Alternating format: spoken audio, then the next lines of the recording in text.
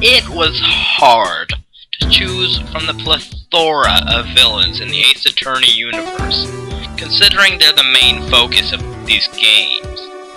But eventually, I settled on the one I liked the most. Nat on Guard, from Phoenix Wright Justice for All. This guy is the most cynical man in any video game ever, and it's just awesome. On Guard's an actor playing the Nickel Samurai on television, and he hired an assassin to do away with his rival, Juan Corrida. And not to mention, he actually planned on blackmailing this assassin with the murder. And not to mention that this guy is actually Phoenix's defendant in the case, as he was forced into defending him by the assassin, who kidnapped your assistant. And not to mention, he reveals his evilness to you by showing off his completely unexplained scars and taking out a glass of wine. In prison. There's far too much sinister awesomeness to be contained in one character, but Capcom did it. And I am not disappointed.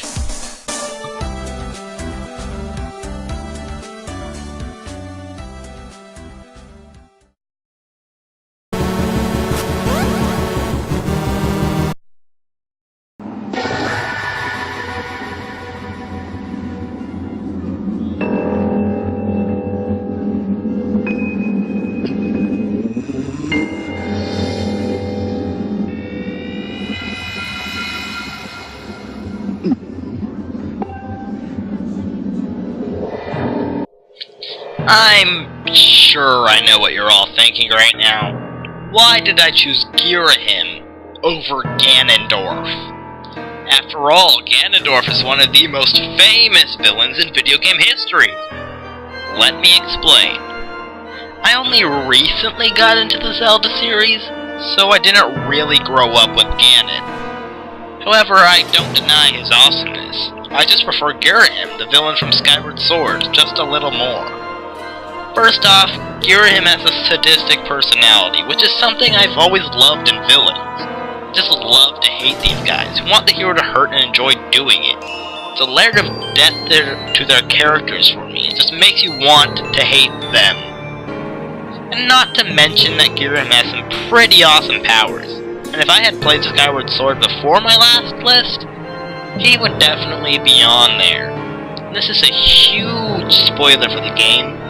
But technically, if Girahim never resurrected Demise would never hurt Zelda and Link, so Ganondorf would never be born. So basically, this guy is the reason we have Ganondorf. He's like his grandfather.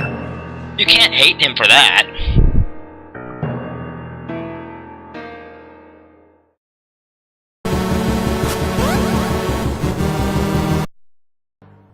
Now, some people liked Jetsis in Pokemon Black and White, and others didn't.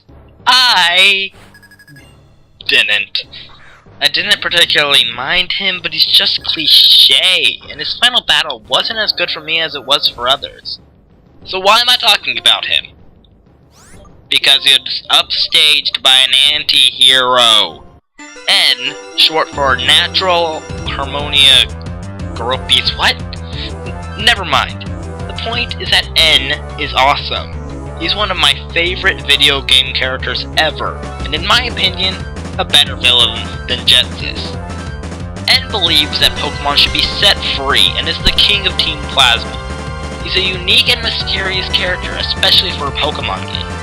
And he is one of the greatest boss battles in Pokemon history, if not the greatest. It even outshines the final battle. Jetsis, take your lessons from, what is he, your son, maybe?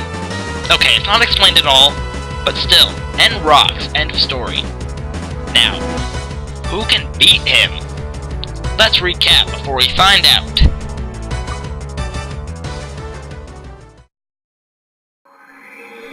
Number 10, Dr. Wily.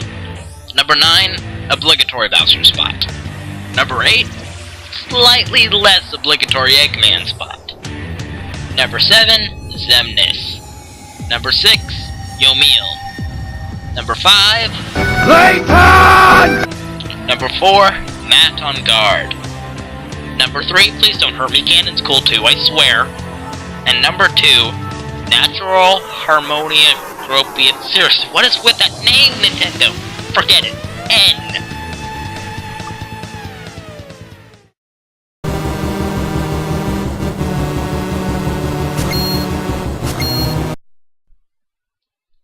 My favorite video game villain can be summed up in 3 words. So Zeta slow. Yep, it's Show Me Namimoto from The World Ends With You. I love this guy. He's one of the funniest, most quotable characters in any media ever. Sho may not be the main villain of the game, but he's certainly the most memorable.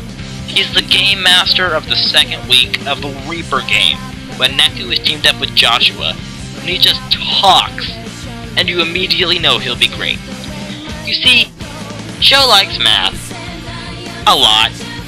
Most of his dialogue is riddled with math, references, and puns, even when it doesn't make any sense. I mean, listen to some of his dialogue. You Zeta sons of digits! So Katoa. I blew it. Sign! Go sign! Tangent! So Zeta slow. Die, Radian! You're out of your vector. Stupid zeros. Where's your beauty? Inverse matrix. Infinity! That's just hilarious! And Sho's got an interesting evil plot too, as he plays around with the Reaper game's rules as he tries to replace the game's creator, known as a composer. With an interesting plan, an amazing personality, and some of the greatest lines in video game history, Sho has earned his spot as my favorite villain in all of video games. I'm the Wandering Detective, and if you don't know why Sho is my favorite villain, do the math. Well said. Thanks for watching, and see you all later.